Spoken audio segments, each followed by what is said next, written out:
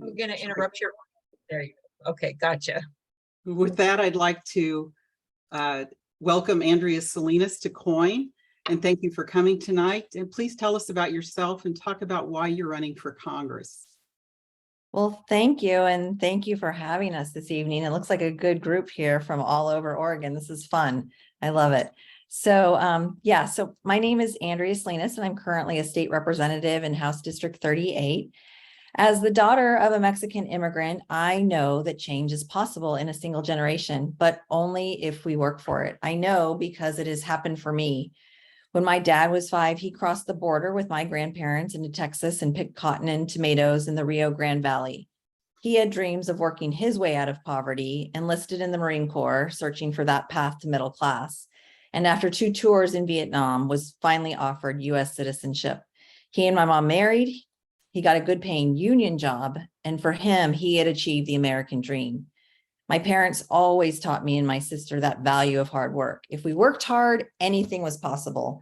It's why when I was a kid, I would jump at the chance to make a buck, to earn my way to summer camp, taking care of neighbors' pets, raking leaves, delivering newspapers, whatever it took. And then I got into college and I realized my parents didn't have the money to fully pay my tuition and their groceries. So I had to work long hours again at odd jobs to make my way. And it took me a while, it took me 7 years, but I'm proud to say I finished that degree free of strapping debt, which I know does not happen for people nowadays. And I was the first person in my family to graduate from college. But it did really get me thinking, how could it be this hard when I did everything right? Wasn't that hard work supposed to be enough? It was always what I was taught. And for every person and every family who's ever asked themselves this question, I feel that frustration. I know that working families like mine feel that every single day. The pain, the pain of following all the rules, yet still falling short. And in the United States, gaps in policy have made it so working families have to make hard choices every day. A lack of federal paid family medical leave means new parents have to make hard choices when it comes to growing and providing for their family. A $7.25 minimum wage means people can work a full-time job and not be able to keep a roof over their head. And every day the federal government fails to act to combat our climate crisis, places marginalized communities at greater health risks and businesses at risk of insolvency. People fear for their future. So I'm running for Congress because my 17-year-old daughter, Amelia, her generation, and those who come after deserve better. I have dedicated my adult life to building that better future for all Oregonians, no matter one's race, faith, ethnicity, zip code, gender identity, or sexual orientation. And since joining the Oregon House in 2017, I've been a champion for women and working families, fighting for and winning protections for women janitors who were being abused by their employers, passing some of the nation's most transparent drug pricing laws so families aren't choosing between food and prescription drugs, along with laws curbing carbon pollution and phasing out dirty coal. And for me, this is a big one, ensuring the strongest reproductive rights law in the country. So I want to take all of this work and more to our nation's capital so I can help even that playing field and create that future where every person and families have the opportunity to succeed. And I'm really excited. I think we have a really exciting opportunity here with this brand new 6th congressional district. But I can't do it alone. So I do need your help. Thank you so much for being here, and thank you for your support. Thank you so much. I'd also like to welcome Val Hoyle to COIN, and thank you for coming tonight. Please tell us about yourself and talk about why you're running for Congress. So first of all, thank you for having me, and welcome to the beautiful, outside of Springfield, rural Lane County. I also want to point out that there is a great contingent of Florence individual members. And so I want to thank you for showing up today and for showing up in all the elections that we have worked in. Gosh, I've been working on elections here since 2004. We moved to Oregon on the basis of the reputation of the school district and the quality of life. I grew up in New England, and like Andrea was the first person in my family to graduate from college. My father had a union job. My grandfather immigrated here. He was one of the founding members of Laborers Union. My dad was a firefighter. And I worked my way through college as a member of Unite here. Well, it was here at that time, the Hotel and Restaurant Workers Union. And it meant that I had benefits, and it meant that I had healthcare coverage. It meant that I made a decent wage. And I learned that if I worked hard, right, that I could get ahead. But again, I didn't come from the kind of family where things were really easy. But, I was lucky because I also worked in the bicycle industry. So I worked in a hotel and I had another job working in a bike shop. So for 25 years, I worked in the bicycle industry and retail, sales, management, and international trade. And that's how I came to Oregon. There was a job description in Eugene, Oregon for a worker-owned cooperative making bicycle trailers. Many of you know it, Burley. It's the blue and yellow bicycle trailer. And it was the largest manufacturing cooperative in the United States. But again, we came here on the basis of the reputation of the school district, right? And when we got here, I found out about Measure 5, and I found out that the schools weren't funded the way they needed to be. And our public safety system wasn't funded the way it needed to be. And my kids were going to school in, what do you call them? Portable trailers with nutrient nests in them. And that wasn't okay. So I got to work doing what I knew how to do, what I learned from my family, which is how to organize and work. And I never thought of myself as the person that would run for office, but I worked to help other people get elected. When Jeff Merkley came and said, we need to pick up the majority in the House in 2006, in 2005, it was 2006, we worked, and Lane County picked up 2 of those 4 seats that brought him into the majority. And, one in Florence and one out here in West Eugene.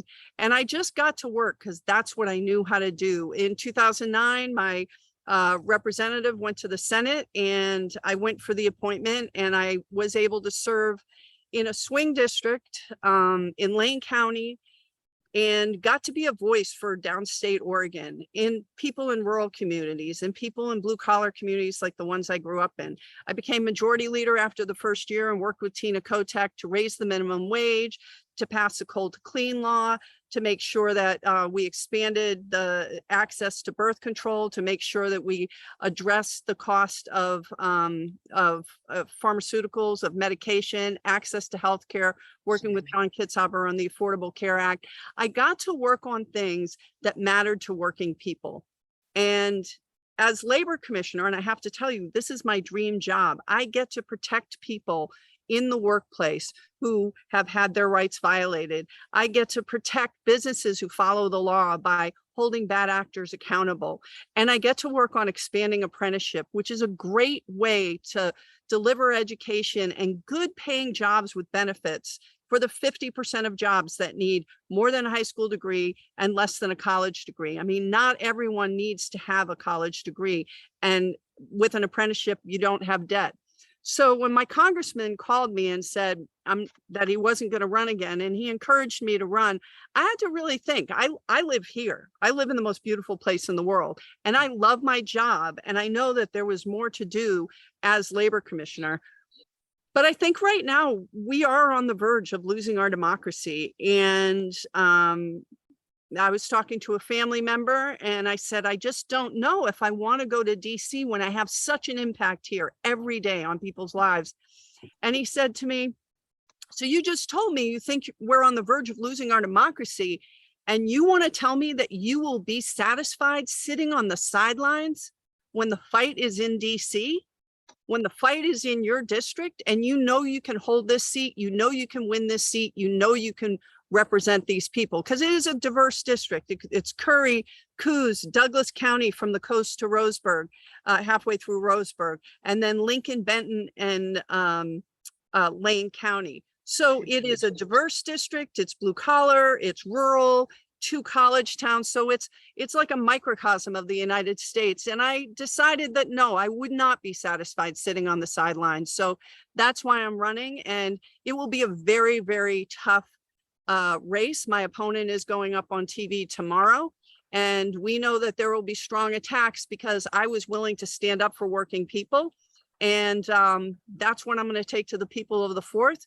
Would love to have your help, and I'm excited to answer questions and work with you for this election and for long into the future. Thank you so much. Thank you both. So we'll get started. Beverly. It's actually me I'm first. sorry. Sorry. So we are so excited about your races, first of all. And we also are noticing that Jamie McLeod Skinner over there running for the 5th is like multiple times a week. There's an email, there's a call to action, there's a fundraising request, and not seeing a lot from either of your campaigns yet. And we're wondering just how are you getting out to meet people in Oregon? And is there a campaign calendar that we can follow? And what is your plans for future outreach? And Andrea, go ahead and go first. Yeah, so I would actually have to shoot that over to my my field director, Brandon. I have no idea from one day to the next what I'm doing. But yeah, just this past week, we did have, I was down in Marion County. And so, yeah, and every week I have some kind of event, usually with county party people, figuring out, and whether it's a canvas and we'll do some, I think, fundraising with Yamhill County Dems. I do feel like I spend a lot of time in Yamhill County, and it may be just because I get more invitations there than any of the others, but Yamhill and Polk seem to be areas, and, you know, and I don't spend a lot of time there, and Marion. So, but yeah, there are definitely ways to plug in. It was surprising to hear that you don't see anything, because I've heard people say, can you take me off your list? I'm getting too much. So that's interesting. So I will make sure we get a lot of you on our list. We're happy to do that. And then Brandon, who is on, is definitely our point of contact for helping me to organize what our field calendar looks like in my time spent outside of call time. Right now, I'm just trying to raise a lot of money because, like Val, it sounds like we have some, some opponents with some deep pockets who are going to get up on air and try to define us before we're able to define ourselves. Yeah.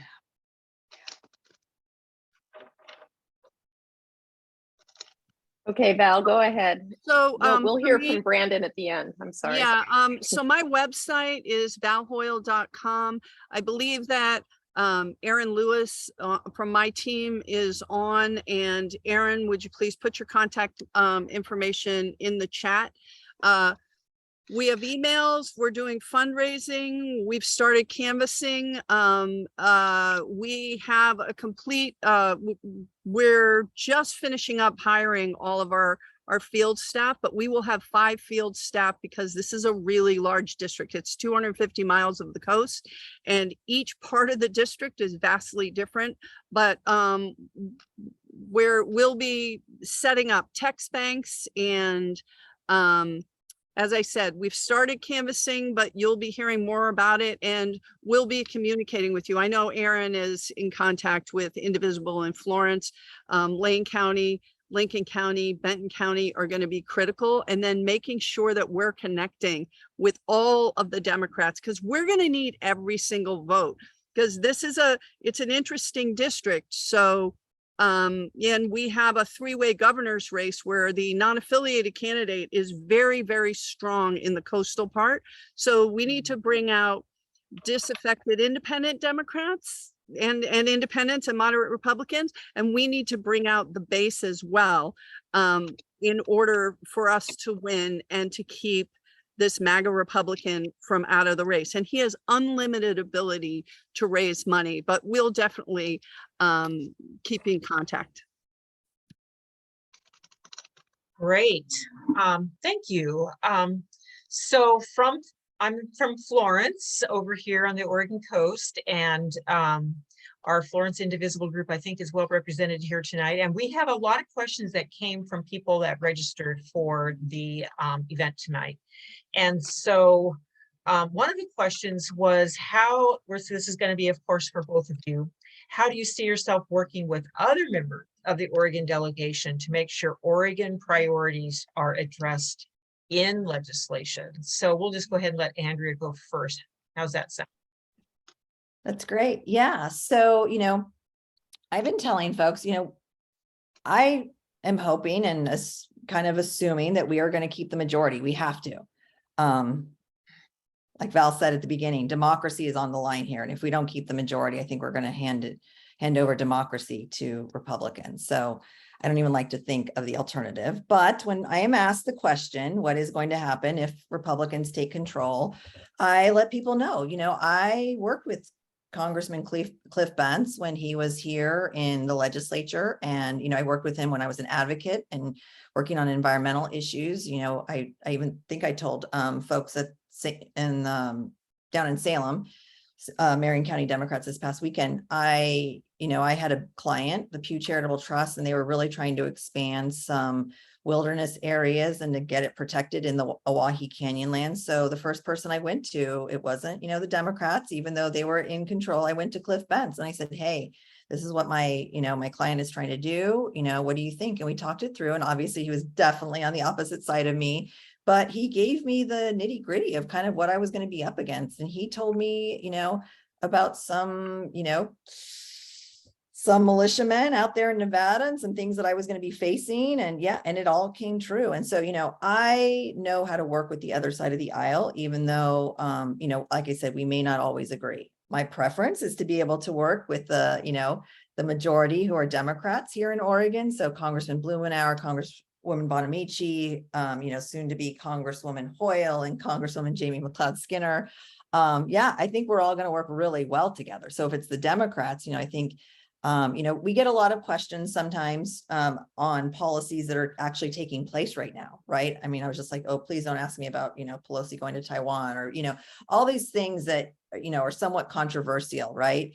And so I try not to, step on our current members' toes, mostly because I'm not in it right now, right? I'm not in that policy. And unless you know all the nuance and everything that they are trying to figure out, it's really hard. Like I can give, and I have given where I am kind of from my purview on different policies. So whether it's climate or more specifically some forest policy or, water and land use, but that is from my purview as a state legislator right now, right? I'm not doing the policy. I'm not in it the way members of Congress currently are. But I think, I think we will all work very well together as long as we maintain the majority.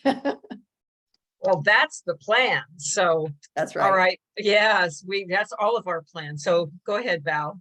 All right. Can you just repeat the question one more time? Yeah. I was listening to Andrea and I forgot the question. How do you see yourself working with the other members of the Oregon delegation to make sure Oregon priorities are addressed in legislation? So I think that our delegation has worked really well together for a long time. And part of the reason is that each person within our delegation has an area of expertise. So that isn't the same in a lot of delegations, right? So Congressman DeFazio is the chair of Transportation and Infrastructure. He's been on Transportation and Infrastructure for 36 years, right? And we've had the benefit of that. Whereas, Senator Wyden on finance issues, right? Earl Blumenauer on cannabis and other transportation issues. I mean, we all have different backgrounds, and my background as and for Congressman Cliff Bentz, we worked together when he was in the House, and I'm willing to work with anyone. It is why I have support from the most progressive mayors in the district to the former Republican mayor of Reedsport, right? And I have support from across the spectrum.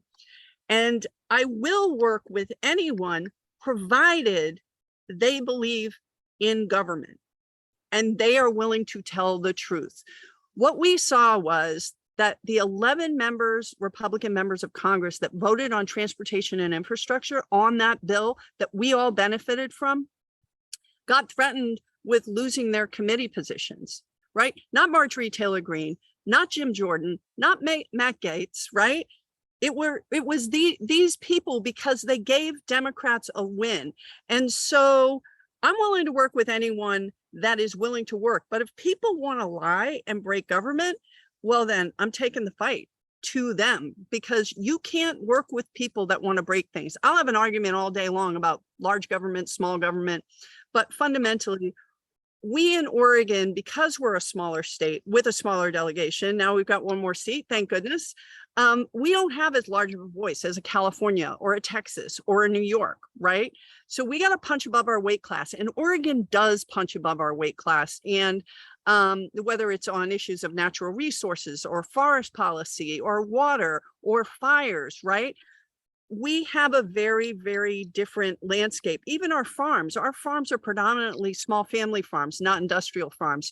So, oh my gosh, big win in Kansas, vote to amend the state constitution to enable a ban on abortion just went down. That is huge. And that's one thing I can tell you from the conservative areas in this district to the progressive ones. This is a pro-choice district. This is a pro-choice state. And Kansas, you know, they have gone too far. And I hope that we can keep the majority. And as bad as the overturning of Roe is, the Republicans have shown their hands of where they're going to go if they're in charge. And for me, for Andrea, for Jamie McLeod Skinner, we have to make sure that we win these seats. And that is my #1 priority. So I spend time calling for money. I spend time talking to voters. And beyond that, I let everyone else worry about the other seats. I saw Joe, Joe is running in CD2. You had your hand up. Do you have something quick to add to this mix? I meant to hit applause. Oh, yay. Okay. Well, you can applaud out loud. Yes. I'm bowing out now. Okay. Thank you. Thank you very much. Okay, so I'm going to do the next questions. Great answers, and I really appreciate it. Thank you. Next question is, what will you do to end the corrupting influence of dark money in our politics? And do you accept corporate PAC money? And we'll just stay in the order and let Andrea and then Val go. Yeah, so I had a pretty tough race where there was a big super PAC that came in for one of my opponents, a lot of money. I was outspent 13-1. This is an issue. This is certainly an issue. So is, self-funders, right? I'm facing a guy right now who he's a multimillionaire. He's already given himself almost $1 million. He could bankroll he could do exactly what my opponent did, except rather than get it from a PAC, he could just do it himself, right? So I keep saying we absolutely need to do something. I mean, the Supreme Court, it's not going to rule in our favor right now. And it is ruled, that this kind of money is, it's free speech. And, so I am not quite sure where to go from here, but I have certainly seen firsthand that it is something, and I keep saying this, it's something I certainly want to work on because it is a problem and it does prevent people, I think, of all stripes and people who don't come from money and don't come from generational wealth, and it prevents them from actually running, right? It takes a lot of work. So having said that, I don't come from money. I'm pretty average working class family still. And, I take all forms of money. I don't expect that, the oil industry is going to give me any money. I don't expect that the gun lobby is going to give me any money, but I'm not putting any restrictions on the money that I'm taking. I'm not taking any pledges for the most part because of the fact that my opponent is a multimillionaire and he could put millions and millions of dollars. I know I can do it, without having to raise, $14 million like my opponent put into his race. But you just want to make sure that you're not hamstringing yourself before anything is necessary. But it is something that I continue to commit to say, yes, I would love to work on this. But, I've gotten the endorsement of the League of Conservation Voters Action Fund, the Sierra Club, and, Indivisible, and lots of groups that I think people realize maybe we're not going to give her that money. So I'm not worried. So I think that there are two things that we need to do, preferably this year, but I don't see it, but in the next 2 years before the 2024 election. And the first is to be able to end the filibuster so we can vote on the Voting Rights Act, right? We need to protect the ballot 100%. And the second is to overturn Citizens United. Citizens United, that ruling absolutely blew apart any kind of, transparency and fairness in campaign finance. I, worked on campaign finance reform and, election reform when I was in the House. I would do that in Congress. Much like Andrea, I don't come from money. And if people are going to fund my campaign, I will, I'll let them. I find that sort of the hidden money that comes in. I mean, we had a PAC that supported me. I didn't even know who they were, right? Like, that's not transparent in Oregon. And I'd like to see us have limits, but the one thing we have is full transparency. So we need limits, but reasonable limits, right? Because we're raising money, 100, 250, 500, maximum of $2,900 at a time. And a corporation's employee PAC, they can give you 5,000, or a labor PAC, right? Union members, where each individual union member puts into that PAC voluntarily. That's $5,000. So we're raising at these small amounts. Meanwhile, somebody can come in and write $1 million check. And, I'm not going to get that. So I will take, I don't take pledges because I never did in the House when I was in the legislature. I don't now, but I haven't taken money from pharma. I'm not taking money from fossil fuels companies. And beyond that, it is my focus and my priority to change the rules to make it more fair so that we don't have to spend, hour upon hour picking up the phone to call people to ask for money. We need public financing of campaigns, right? We need to have transparency, and we need to stop the influence of the kind of money that has destroyed and is destroying our democracy. So quick follow-up for you, Val, is what does it mean to not take pledges? So there are people who came in and they're like, we want you to pledge term limits and sign this pledge to some organization in Washington, D.C. The people who I am accountable to, whether it's as labor commissioner or as state representative or as precinct committee person, right? The people who I'm accountable are the people who elected me and the people of this district. And I am not going to sign a pledge to some national group that is like, okay, I'm not taking pharma money, or I'm not taking fossil fuel money. But if there is a PAC that gives me money where that money came to them, then am I breaking that pledge or not? So I just tell people what I'm going to do. I do it. I'm accountable to the people. That's what that means. I've never taken pledges. I find it, I don't know.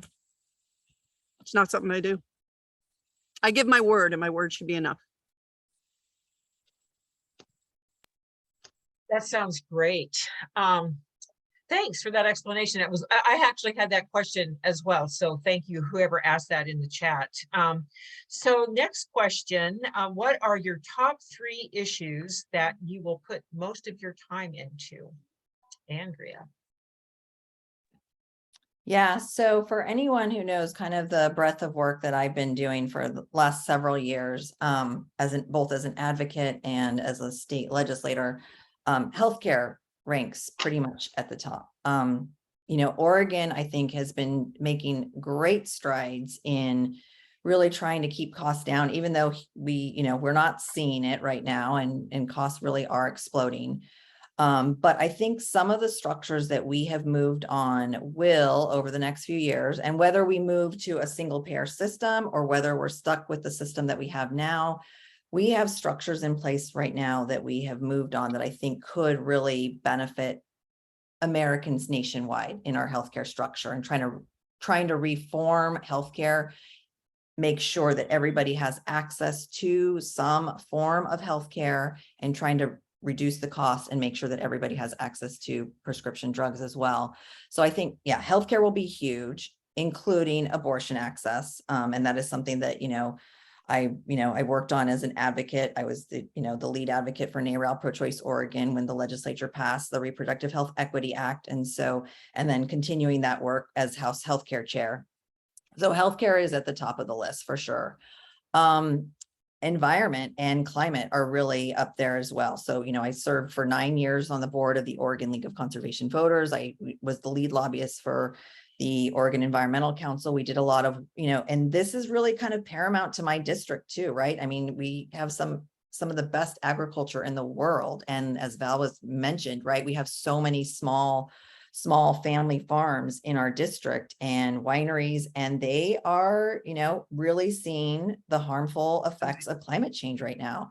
And whether that's water quantity and quality or wildfires, it's kind of, all the above. And so I feel like, yes, we can work on all the mitigation and adaptation policies in the world, but until we really start to move the dial too on climate, we're not really getting to the root causes of it. So yeah, but I'm at the same time, I've said to people, my freshman year, I could totally see myself asking for natural resources as a committee and ag, because those are both really important to my district and making sure that I'm able to deliver and work with those constituencies around those issues. So yeah, so those are kind of the big ones. All righty, thank you. Go ahead, Val, sorry. As I've said, protecting the access to the ballot. I mean, I think everybody should do vote by mail, and that used to be the standard. And now, we've got national people where it's in their interest to undermine the integrity of the ballot. And I was talking today to a person from my district, very conservative, and he's like, I don't understand this. This is not, this isn't healthy for our democracy. This is not a conservative value, right? So protecting access to the ballot, ensuring we can move campaign finance reform. But I recognize that as a freshman, right, hopefully in the majority, but potentially in the minority, there's a limited amount of things that we can do. But I'm going to do what I did in the House, which is I am less of a show horse than a workhorse, right? Like I focus on getting things done. I know this district. This will be my 7th competitive race in this district. And what people need here, there's a lot, I'm going to focus on the things that matter to working families, right? Raising the minimum wage nationally so that we in Oregon and our goods and services and agriculture can compete fairly, right, across the board. People should be able to earn a living wage. Passing the PRO Act is really important. We have passed, because of the leadership of my congressman and a lot of other people, we passed a transportation and infrastructure bill. So there is a port in Coos Bay that we can build, right? Where we can have containers coming in and they can go directly to rail. That takes trucks off the road, that takes, makes it more efficient, gets our goods to market, reduces the supply chain congestion by 7 to 10%. We have a dam in Newport that in any kind of even a small earthquake will actually come down. So making sure that the dollars that were allocated actually come back to Oregon is really, really important and critical. And then banking for cannabis, right? That is important. It is not safe for our cannabis retailers, right? We have people here who, and however you felt about the ballot measure, right? We voted that, yes, this should be legal. 40 states have some kind of cannabis legalization. The fact that it's a Schedule I drug and there isn't banking is ridiculous. And I think that it could be a great export for Oregon, right? A really important part of our economy. And then bodily autonomy, making sure that we protect a woman's right to access healthcare, access to an abortion, right? Access to healthcare is important. So for me, it always comes back to fighting for working families and jobs. And that's what I'll do. That's what I have done. And I'll just put my head down, do the work and work with whoever I need to get it done. Great. Thank you so much, both of you. That was awesome. Teresa's going to go with the next question. It's kind of a low-level question. What will you do to protect the future of our democracy? I mean, it's all in peril right now, so I guess I shouldn't laugh at that, but I know it's a huge, yeah. Go ahead, Andrea. Oh, sorry. I was just going to answer that one. I'm just Go like, ahead, Val. I like Go. how to do whatever I can. I will tell you, my favorite husband just brought me a beer. So if you're wondering if I'm drinking beer, yeah, that happened because I have a great husband. But I will fight like hell with every single thing I have, working with anyone to protect our democracy and ensure that, you know, the truth gets out. And we're fighting against a 24/7 news source undermining our democracy because they want to put fascism in. They are backing actual literal Nazis. We have members of Congress saying that they are, you know, Christian nationalists. That is terrifying. And 5 years ago, 6 years ago, 10 years ago, we could never think of that. So my answer is fight like hell. Yeah, I was just talking to somebody earlier today and I'm so mad over January 6th. And I'm not even one of those people who's glued to my TV watching the hearings, but I'll read the news the next day. I think I've watched one hearing and it was all I had time for. And I know, I was on the plane ride home. That's right. So Val and I are both red to blue. We were out in DC for DCCC has called our, races red to blue. Anyway, so yes. And I was talking to somebody earlier, and what I keep hearing from people in the district is they want indictments, right? We want indictments of, Giuliani and Roger Stone, and of course, Trump. Like, as Democrats, we all know this happened. We all know who was responsible for it. We all know who wanted to undermine our democracy, and it is unconstitutional. And that the former president should be in jail. And so, yes, so I'm going to encourage my colleagues right now, or I should say my future colleagues, but members of Congress and, people here, of course, our members, I think, kind of see it the same way. And I think Val is right. I was talking to the folks down in Salem this past weekend.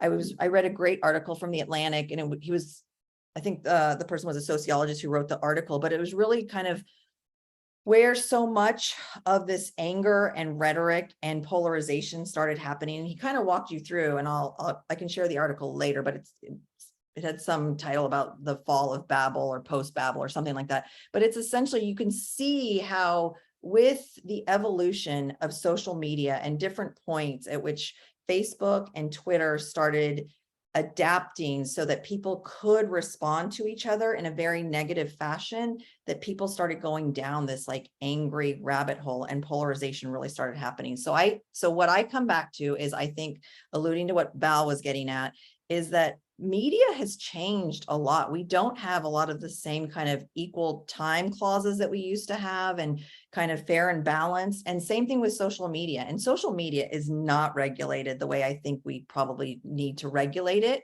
That has to happen, I think, if we're ever going to come out of this deep, like, lie-based society that so many are living off of right now. I'm just like, whatever happened to an editor and an editorial board, and making sure that those who are bringing us news it's accurate and fair. And yeah, we've just gone so far beyond that. So I think we need to take a really close look at that. I like the quote, fight like hell. Thank you. I mean, Perfect. I think that's how I'm pretty sure that's how we all feel. So that pretty much sums it up. Val, thank you. Just one last question that we had in our questions, and there actually were a lot of questions about climate. And so to sum them all up, do you fully support the current Oregon Climate Action Plan? Climate, CO2 levels, things that we are doing here in Oregon, and how do you support that going forward? Andrea. Yeah, so, I was pretty devastated when the Republicans walked out and we weren't able to, pass the Clean Energy Jobs Bill.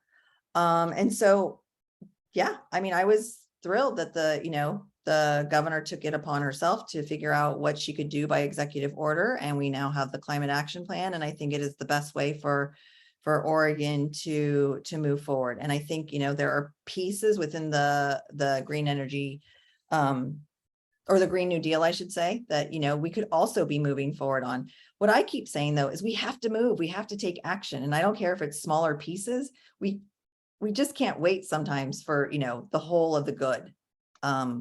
not when it comes to climate. So yeah, so I definitely support the climate action plan, and I would love to see some progress on that Green New Deal, even if we do it piecemeal. Right, Val. So I came into politics through labor, right? So I didn't come in to politics through the environmental movement. Although my first presidential campaign I worked on, because when you grow up in New Hampshire, you work on a presidential campaign, was Mo Udall, and he was the conservation candidate, right? So at 11, this was something that I did care about.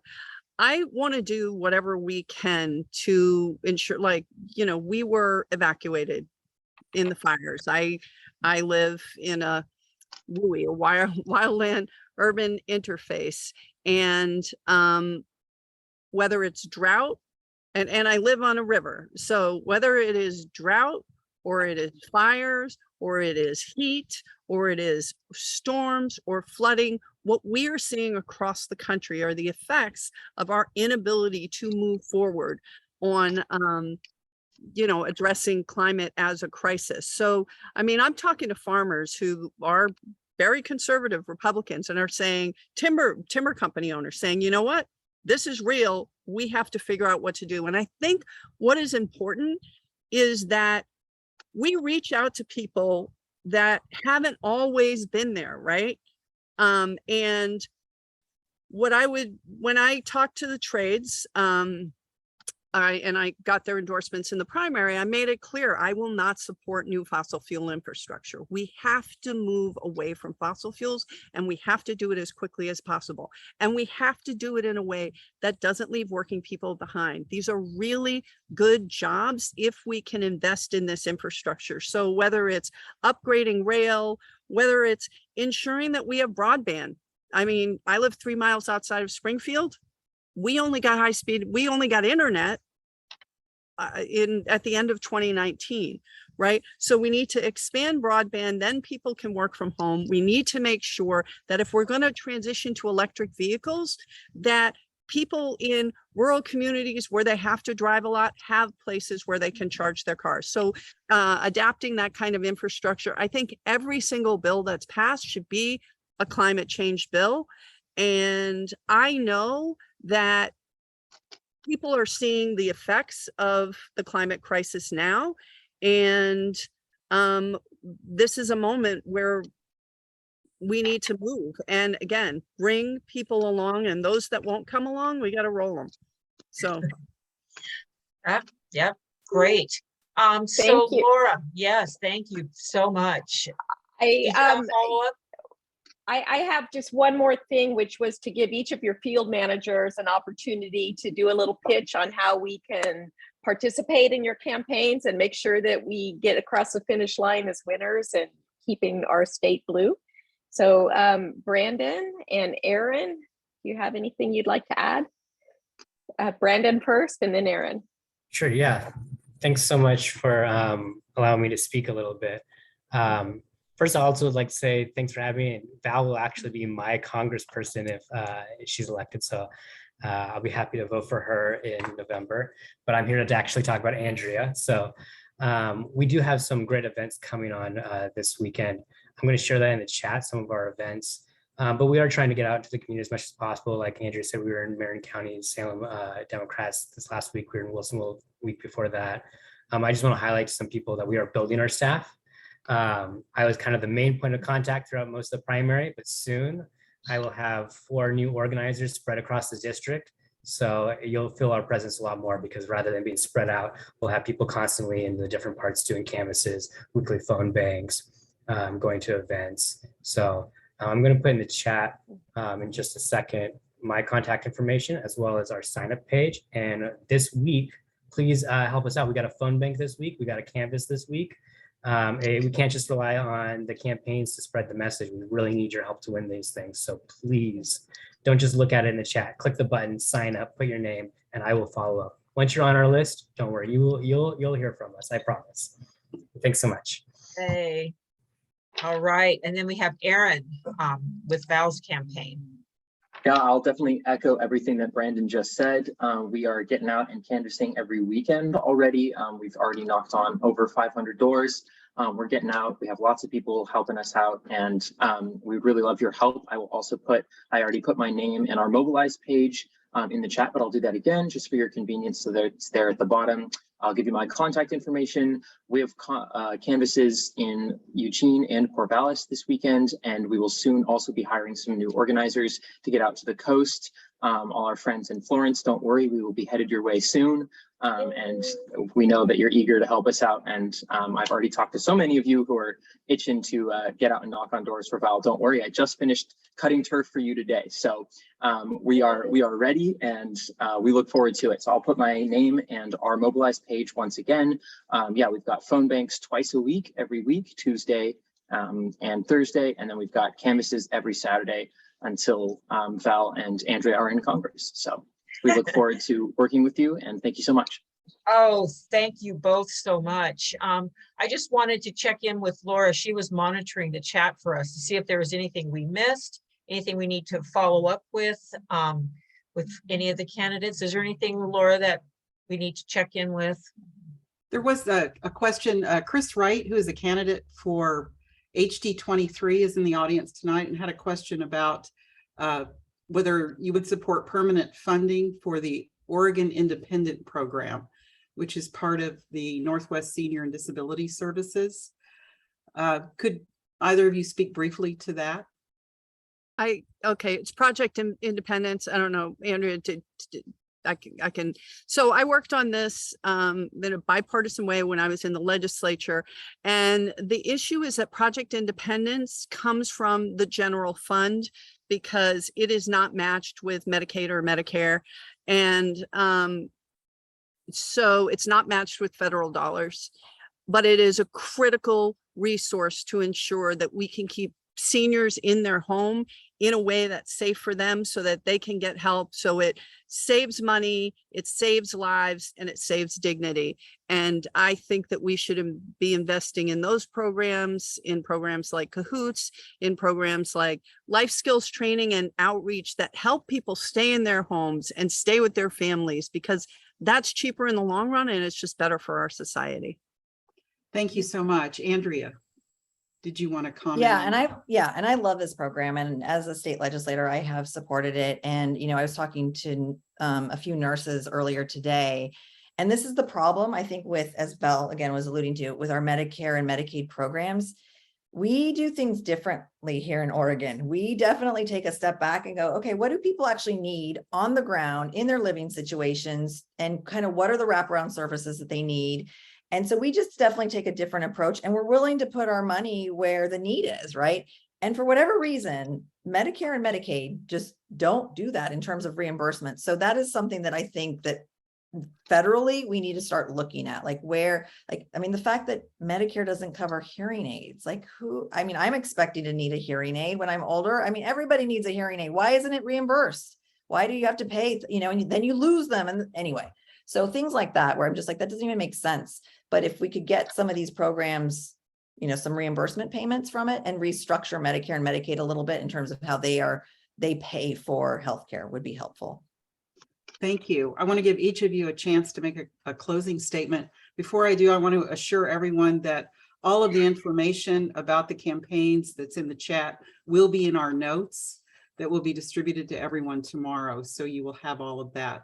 If you're furiously copying it right now, don't worry. With that, I'll start with Val, if you'd like to make a closing statement.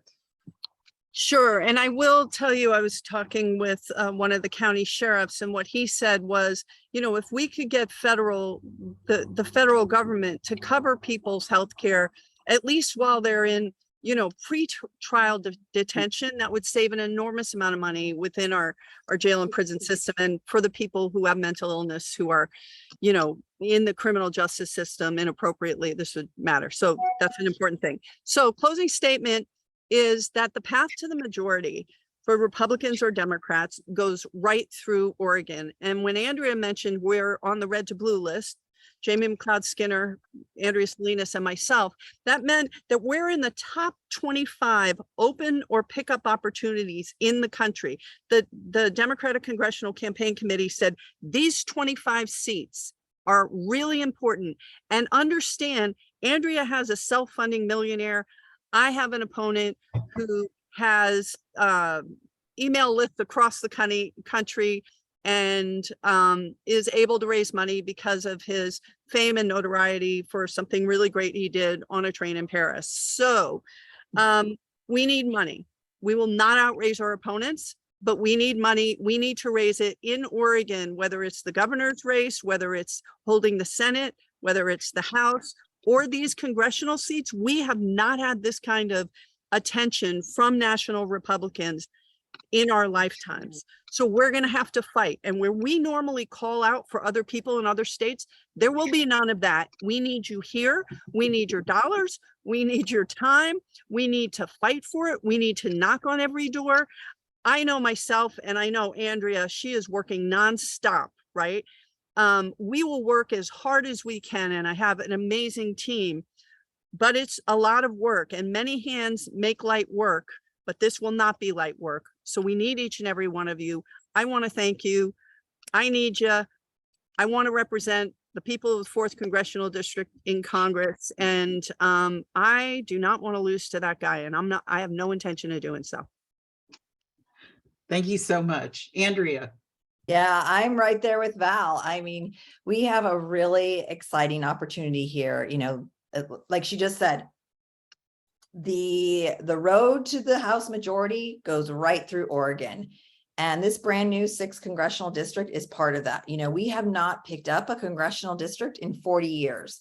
And right now, this new 6 has the largest population of Latinos at 20%. We have the chance to send someone new to Congress who can give voice to what has historically been a marginalized community. I'm very excited about it. The district has the youngest population and the most unaffiliated voters of all the districts in Oregon. And I think too often as Democrats, we make the mistake in believing that our voters will just show up. We have something really exciting here. We have 3 additional women who really can change the face of Oregon's delegation, but we need to reach out to them. So as Val was saying, we need to raise money. We need to knock on doors. We need to do text banking and phone banking. And we obviously cannot do all of this alone. We have to be the change agents, though, to reverse the 4 years of harm caused by the last administration. And we need to do it by winning all 3 seats. And if we don't, it's not going to happen. So thank you all for getting out there and you know, boots on the ground is great. So thank you. And yeah, and money is always good too. So thank you. Thank you. And thank everyone for joining us tonight.